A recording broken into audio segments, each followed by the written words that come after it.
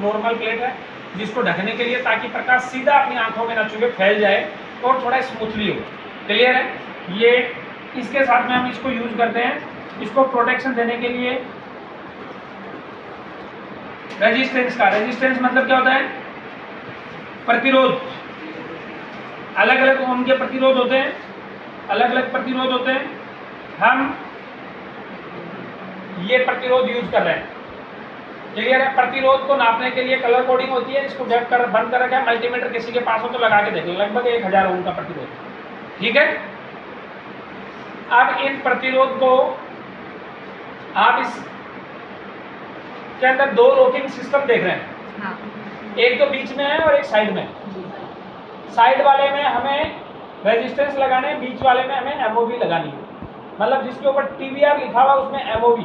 अब ये रेजिस्टेंस है ना, एक साइड से बड़ा है और एक साइड से छोटा है।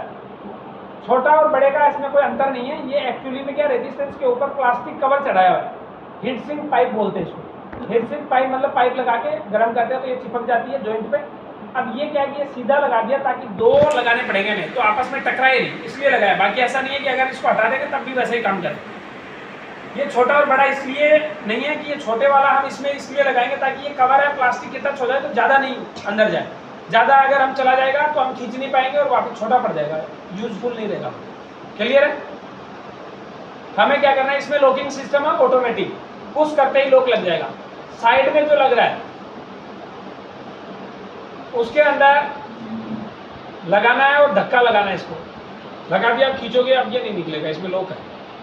क्लियर है? वैसे ही ये जो दूसरे वाला है इसमें 2 लगाना है, दोनों लग गए। अब दोनों खींचोगे तो ये नहीं निकलेगा। इसी के साथ हम जो बीच में जिसमें टीवीआर लिखा हुआ होगा इस साइड में, उसमें हम एमओवी लगाएंगे। ये एमओवी है, बल्ब जल्दी से एक झटके से बंद नहीं हो, एक झटके से जले नहीं, इसके लिए एमओवी लगाई जाती है।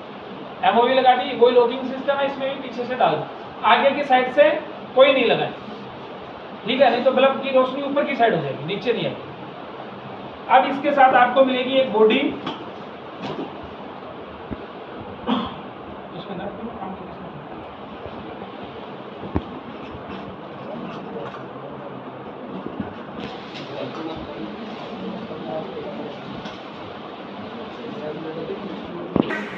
और एक उसकी कैप मिलेगी।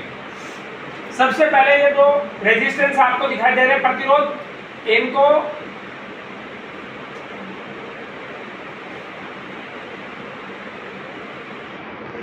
इसके अंदर लगाना है। दोनों वायर बाहर आ गए, इसको अच्छे से सेट करना है, पुश करना है, धक्का मारना है। और इसके ऊपर अभी ग्लू नहीं है, इसके ऊपर ग्लू लगा के इसको बंद करो। तो सबसे पहले जो ये वायर है इसको खींचो और फोल्ड कर दो, खींच के, अच्छे से खींच के फोल्ड कर दिया। कुछ नहीं है, आपको 2 स्क्रू मिलेंगे एक के साथ में। और स्क्रू को, स्क्रू है, इसको रखा, हाथ से पुश कर दो। इसको हाथ से पुश नहीं होता है तो आप इसको नीचे दबा दो, सिर्फ दबाना और कुछ नहीं करना।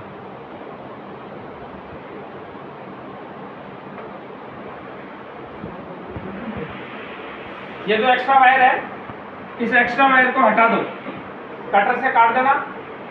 अभी कटर नहीं है तो मैं इसको तोड़ देता हूं।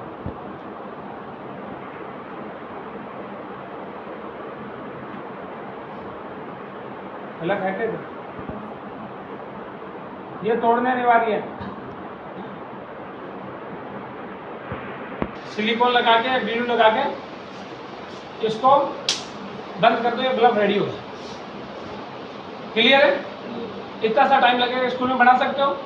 जब बनाओगे तो प्रॉब्लम्स आएंगी तो उनको ठीक करोगे तो बच्चे को साइंस में आज तक उसने खूब पढ़ा है प्रतिरोध का क्या काम होता है, पर वो यहाँ यूज करके देखेगा। उसने खूब कैपेसिटर पढ़ा है परंतु यहाँ यूज करके देखेगा। उसने खूब लाइट इमीडिएटिंग डायोड पढ़ा है परंतु उसने यूज करके देखेगा यहाँ कैसे लाइट काम करती है, कैसे फंक्शनलिटी काम करती है। ये सब चीज़ें हम सीखेंगे, बाकी और भी बहुत सारी चीज़ें। अब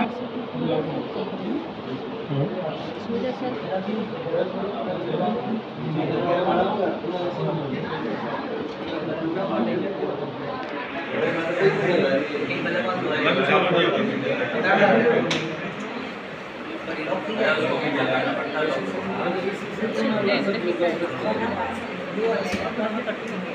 चालू नहीं होगा, प्लग चालू नहीं है, हो सकता है दूसरे वाले को दूसरा वाला सर उजाला कम हो जाएगा।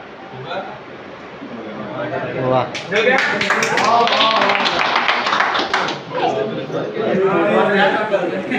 को भेजेंगे और बाकी कोऑर्डिनेटर सबको भेजेंगे। अभी हमारे पास इनसे लिस्ट आ जाएगी 2-4 दिन में। लिस्ट आने के बाद में किस डिस्ट्रिक्ट को कितने चाहिए, लगभग एक टीचर को कम से कम 100 बल्ब बनाना है और मैक्सिमम 500। क्या एक महीने में हाँ हाँ खराब आनंद में आवेगा अपना आनंद कर लेबू बेचने के लिए पैसा दाड़ा तो आमस पढ़ाओ सुरंद